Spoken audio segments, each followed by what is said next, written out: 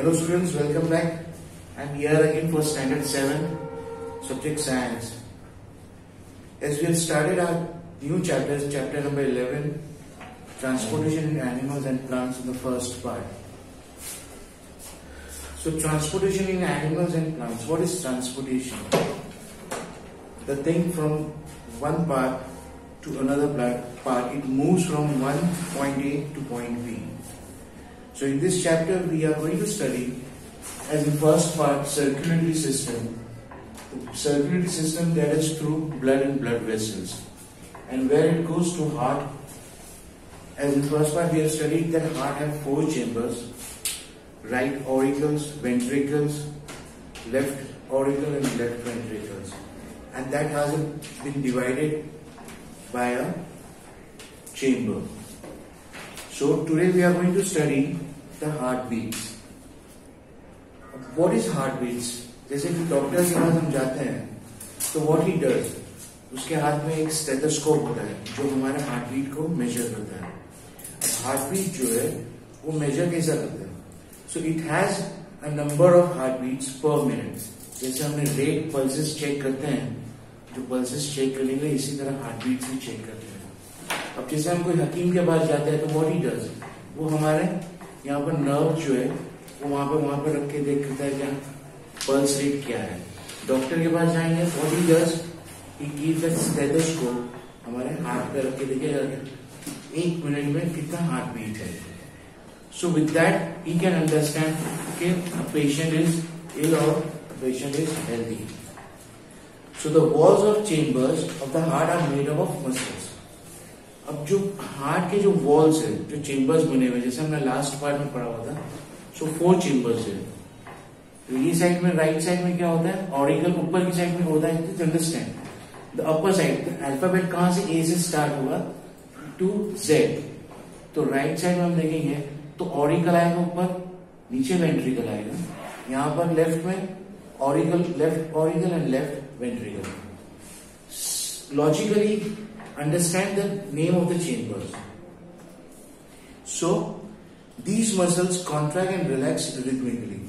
अब ये जो मसल्स होते हैं जो हार्ट के चेम्बर्स के, वो कॉन्ट्रैक्ट एंड रिलैक्सेशन जो है वो एक रिदम के अंदर होते रहते हैं. जैसे हम आईज की जो ब्लिंक करते हैं, बंद करके चालू करते हैं, वो हम खुद करते हैं? नो, वो बस ऑटोमेटिकली एक रिदम के साथ बंद करके चालू होता है.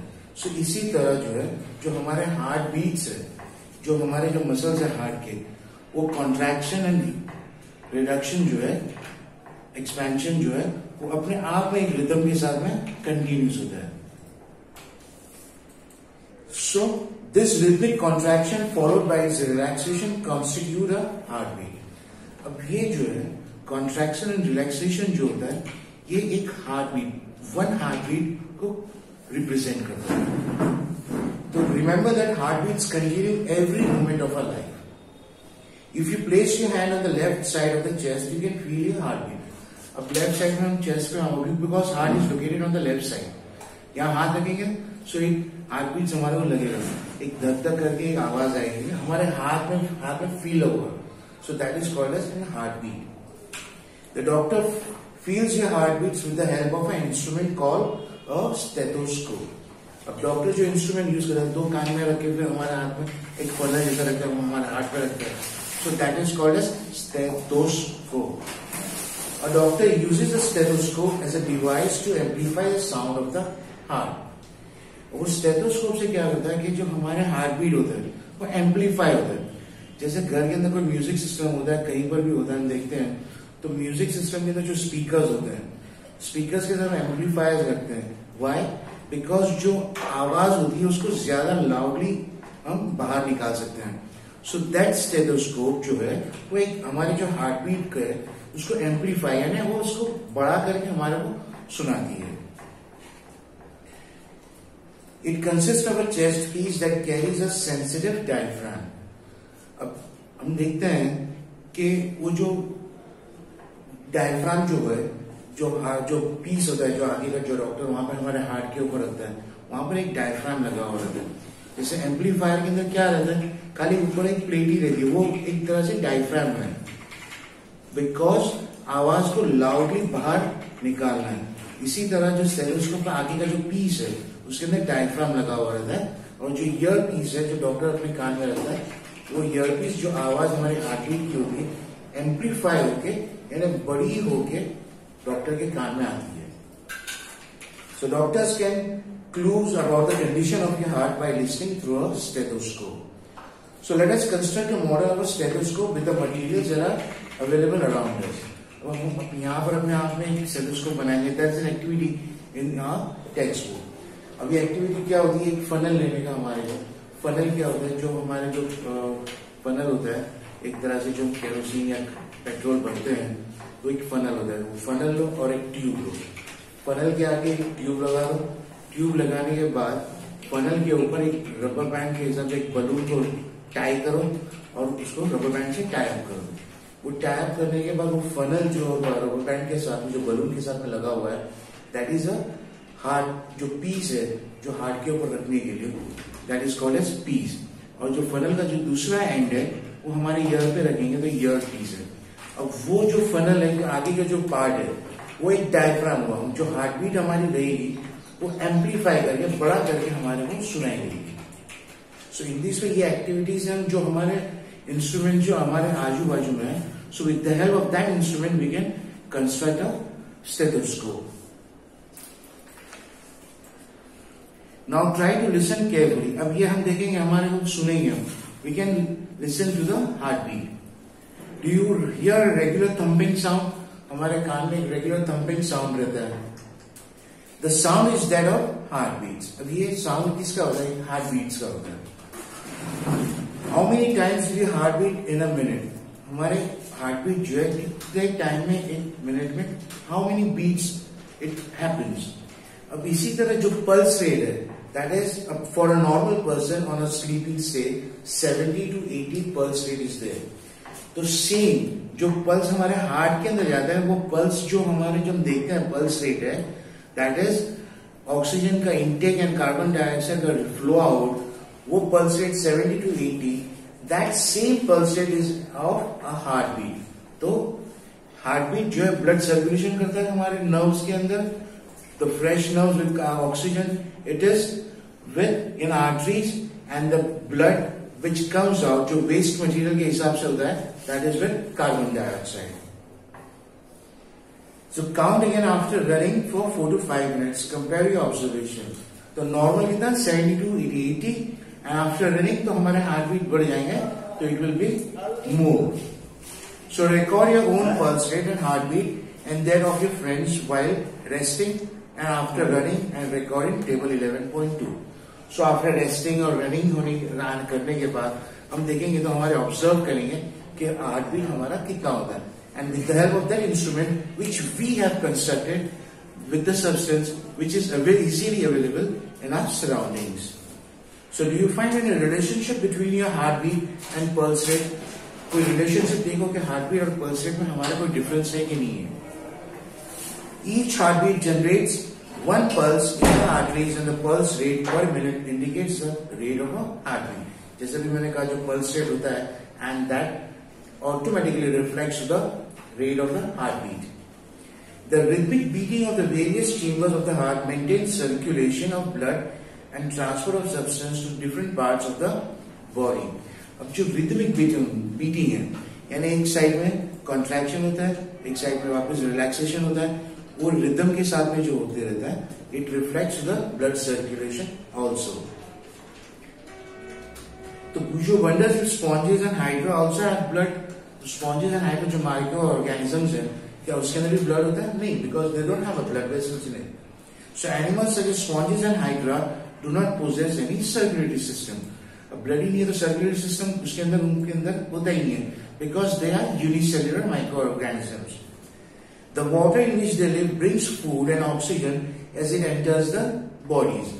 अब जैसे यूनिसेल्युलर जो हमारे यहाँ एमीबा होता है, अब ऑटोमेटिकली जो वाटर के अंदर रहते हैं तो पानी के साथ में जो फूड एंड सब होता है मिनरल्स वो अपने आप में एंटर ले लेता है. और एक्सक्रीशन जो है automatically it uses the materials nutrients in it and then it excretes that material outside his body. So the circulatory system is not there in these micro organisms. the circulatory and the excretion system is there in a larger animals only.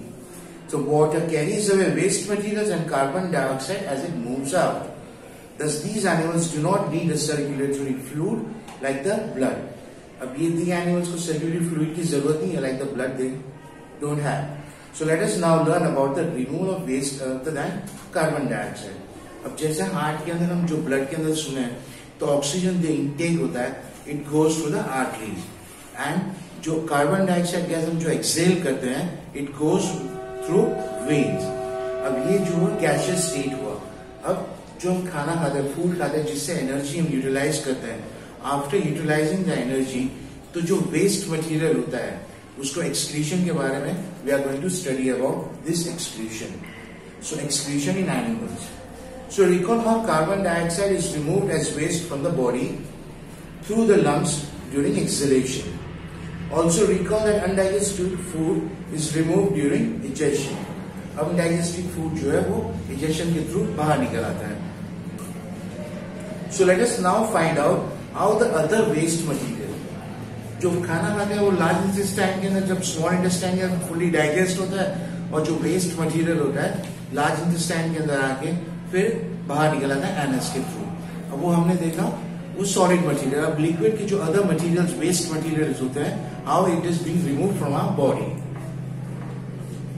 You may wonder where the unwanted materials come from.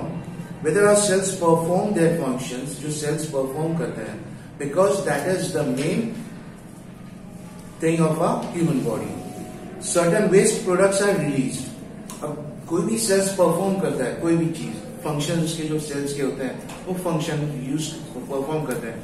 अब anything which usage तो utilise करता है, तो utilise होने के बाद जो waste material होता है, it has to be remove from that sales.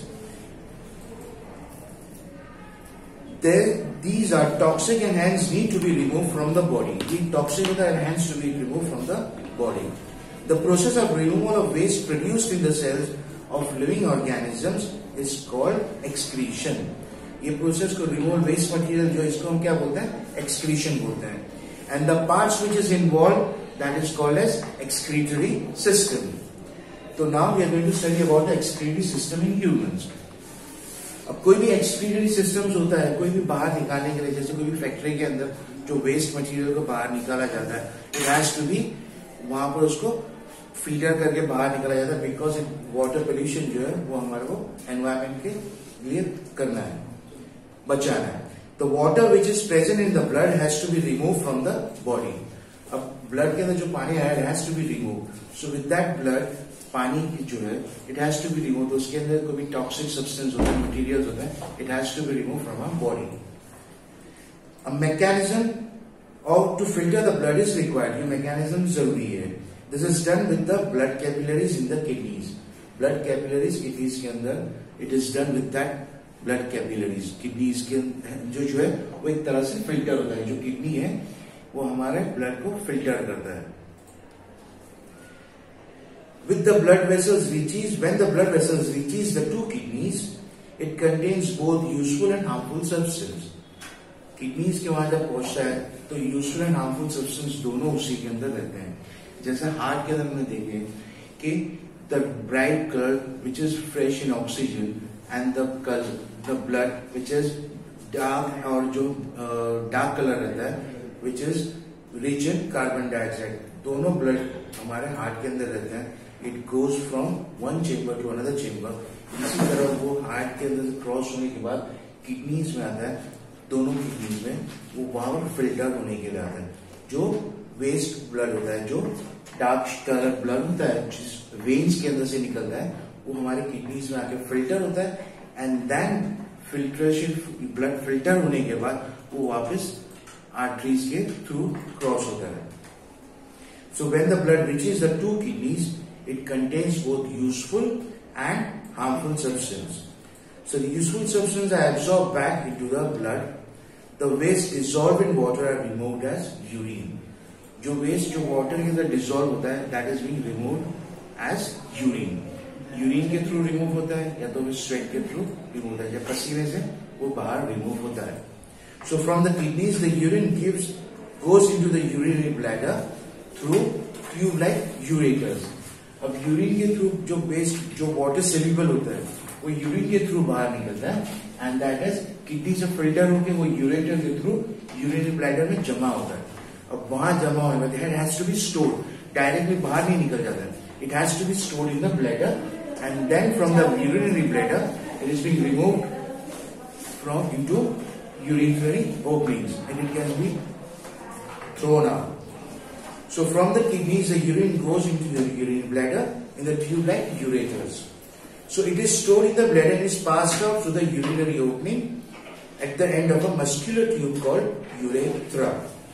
So kidneys, ureters, bladder और urethra form the excretory system. The excretory system ये पूरा एक साथ में form है.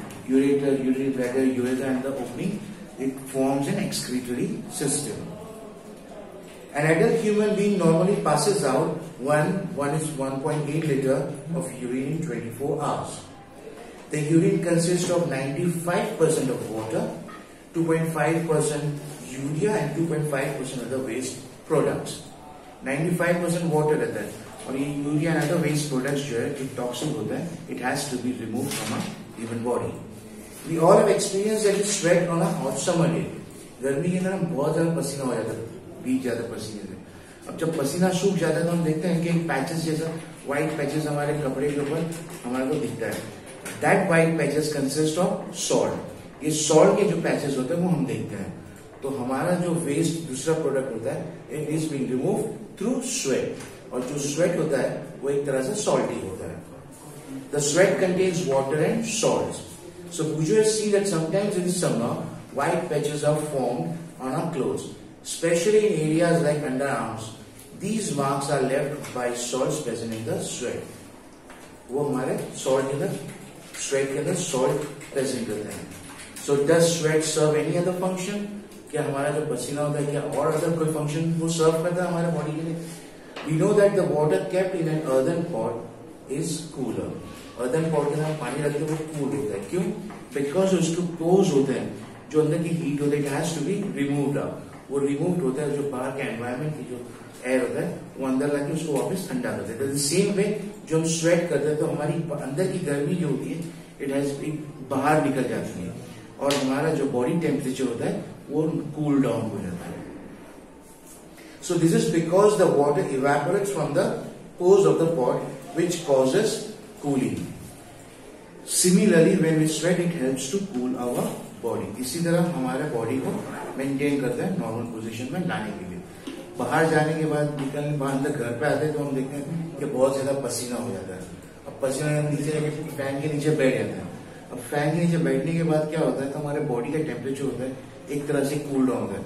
जो स्वेट बाहर निकला हमारे बॉडी के अंदर से वो हमारे बॉडी का टेम्परेचर को मेंटेन करने के लिए वो स्वेटिंग करते हैं. So in the same way, water is being removed through the other toxic substance is being removed through urine and with the and sweating also. So इस तरह से हमने ये excretory system we have completed in this part. So in the next part we are going to study about transport of substance in plants. Okay, students? Thank you.